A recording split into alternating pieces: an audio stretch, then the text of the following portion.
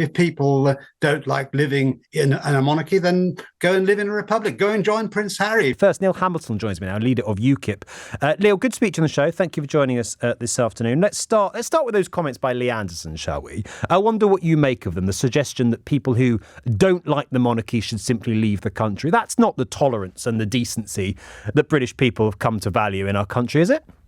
Well, I don't think he was calling for them to be expelled from the country. He just, I think, was making the point that, as we know from opinion polls that have been published over the weekend, there's an overwhelming majority in this country in favour of the monarchy. So if people don't like living in a monarchy, then go and live in a republic. Go and join Prince Harry. Personally, I'd be glad to see the back of them, just as I'm glad to see the back of them. So you'd be happy to see the back of a significant proportion of young people in this country. You would be quite happy if they all left.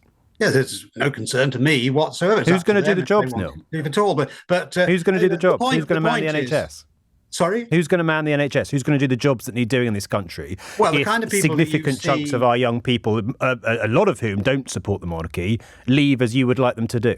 Well, they're not going to, are they? But you'd like them to. The point is that these people were thought to be about to rain on other people's parade yesterday. You know, there's a great national occasion. We know that it's brought enormous pleasure to millions of people, not just in this country, but throughout the world. There isn't an unlimited right to protest. Where you interfere with the rights of other people to go about their daily lives in a peaceable fashion, then I think it is right, especially if this is going to lead to some kind of scuffle or use of megaphones. I see that some of the people arrested were thought to have megaphones yesterday to wreck the procession for the people who were surrounding them. And I think in these circumstances, the police are right to take action. I mean, London's been brought to a halt by all these young idiots in Just Stop Oil for it many times in the last. But it was also brought to a halt. There were lots of roads. There was lots of roads around here closed the other day because nurses were protesting about their pay. No. Yeah. Well, is that wrong? There are rules about protests, particularly in the centre of London. You can get permission to interrupt the traffic to hold a demonstration. I've been on such demonstrations. So it's okay to disrupt over Brexit. It's okay to disrupt the people going about their day-to-day activities. Hold on. I want to be clear on this. You think it's okay to disrupt people's day-to-day activities if the police have given permission? That's the distinction. Well, that's the law. And you're happy with it? And there are circumstances. You have to draw a balance here. But as I understand it, some of the protesters yesterday had also been given permission. Sorry?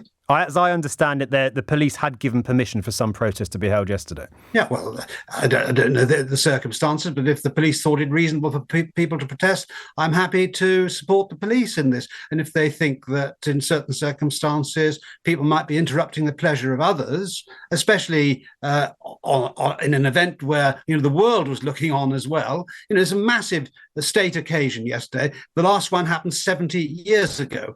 There are plenty of opportunities for people to protest against the monarchy in circumstances where they're not interfering with other people's rights. Just going back to those Lee Anderson comments, is your view that if people don't like key parts of our constitutional settlement, then they should go and live somewhere else?